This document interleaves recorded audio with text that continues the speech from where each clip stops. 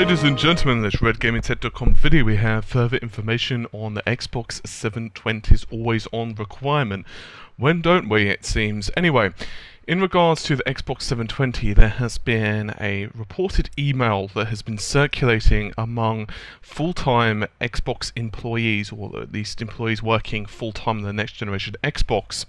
This email says, and I quote, "There are a number of scenarios that our users expect to work without an internet connection, and those should just work regardless of their current connection status. Those include, but we're not limited to, playing a Blu-ray disc, watching live TV, and yes, playing a single-player game." Now, there are a number of things that we could take away from this. This is out of quote. The first is that, first of all, it obviously confirms, and I use the word confirms because, once again, it's not like Bill Gates has gone up on stage or something. Obviously, it won't be Bill, most likely, introducing the new Xbox, but I just use it as an example. It's not like Bill has gone on stage and said, hey, our new system actually has a Blu-ray. But this comes to us from Ars Technica, who are a pretty big tech website. So, once again, they have sources who reportedly sent this information in. Once again, you could go to our website and there's links and stuff to the article if you want to check that out. But, as I was saying, it does indeed include a Blu-ray player. Now, as I was saying in my own article, I don't particularly think that that's anything particularly special or news. I think people are going to try and make this into, you know, the Xbox 720 is going to have Blu-ray and so forth, but in reality it's not really anything new or anything that's that impressive as a rumor to me, because it's kind of like that's the only way they can go.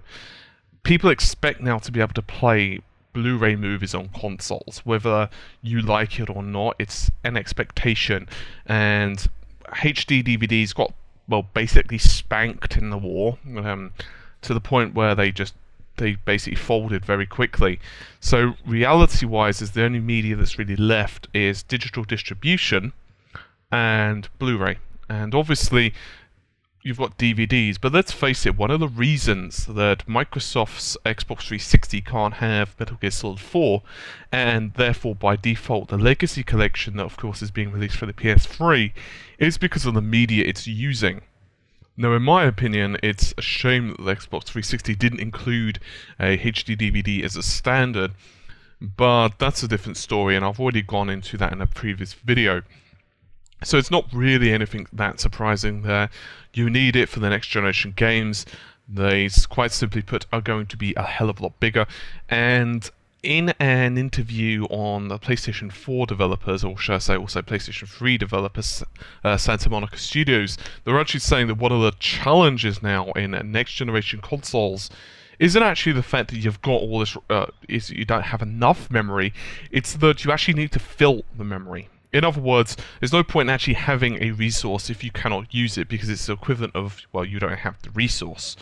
So, obviously speaking, it's not just about the fact that they've actually got the Blu-ray drive, it's about the fact that you need to efficiently be able to get the data from that media.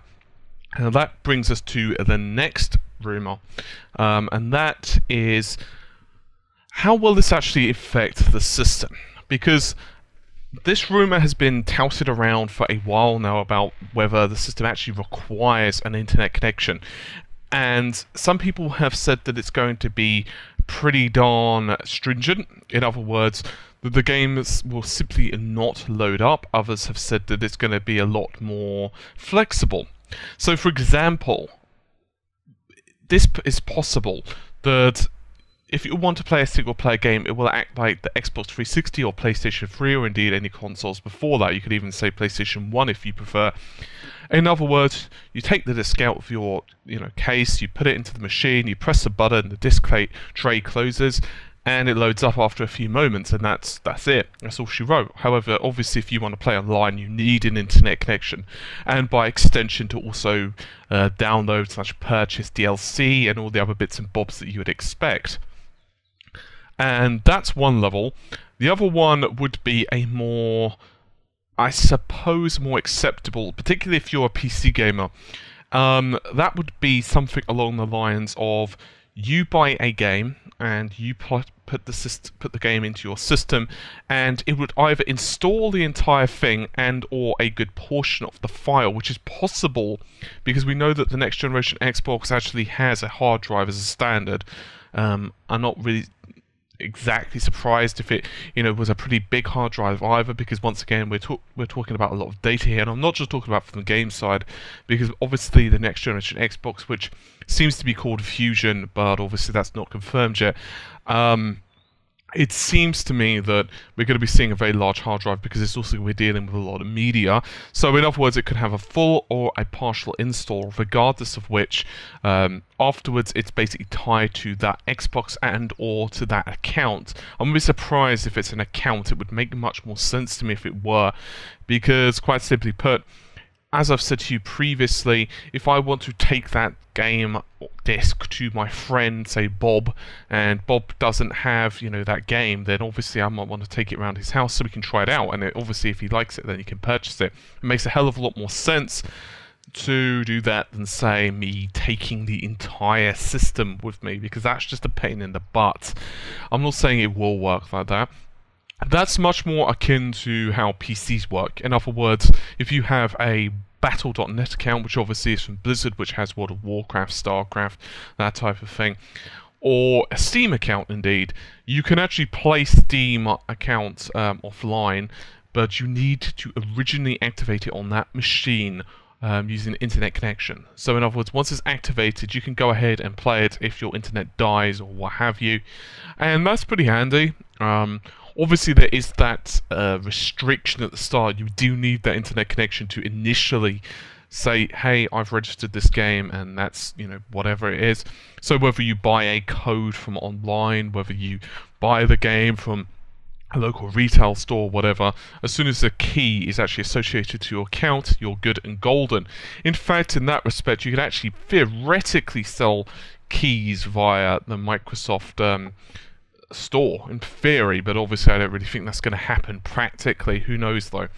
Now, there is another thing that this also raises. You'll notice there that in the email itself, it mentioned about watching a live TV. Now, this is another rumor that's been persisting almost as long as the always-on requirement.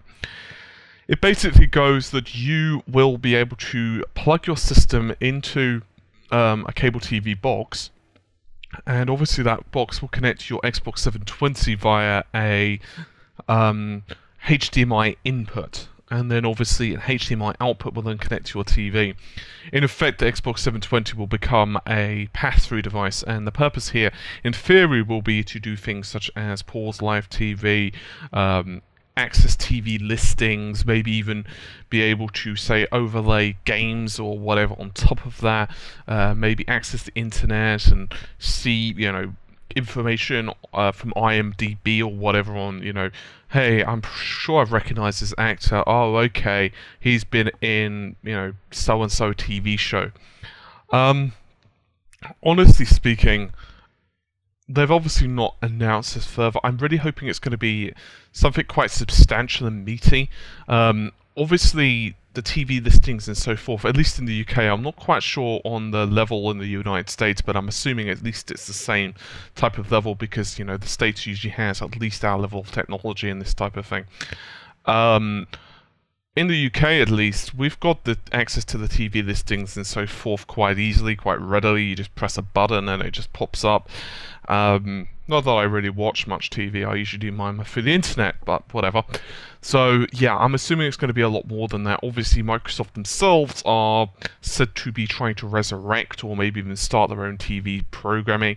And indeed, apparently so, they're trying to do tie-ups with various big media outlets in the United States. I don't exactly know what the channels are. They haven't really said that much, but certainly TV shows such as Heroes are reported to be in the rumor for being resurrected.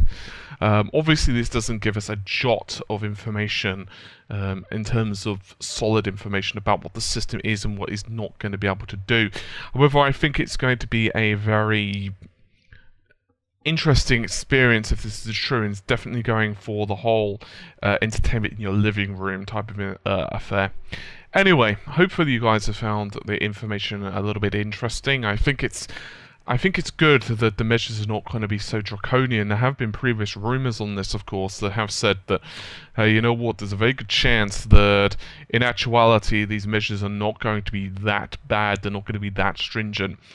Because originally, people, including myself incidentally, were kind of worried about this, because I was really worried about the prospect of not only is the measures kind of, well, not only were the measures kind of, I would want to go overboard, but they were pretty damn tight from the original mentioning of them, which of course was that you actually need a connection to be able to do anything, or the system will basically just lock you out. It will just say, yeah, you've got X amount of time to connect to the internet, or a wizard will start.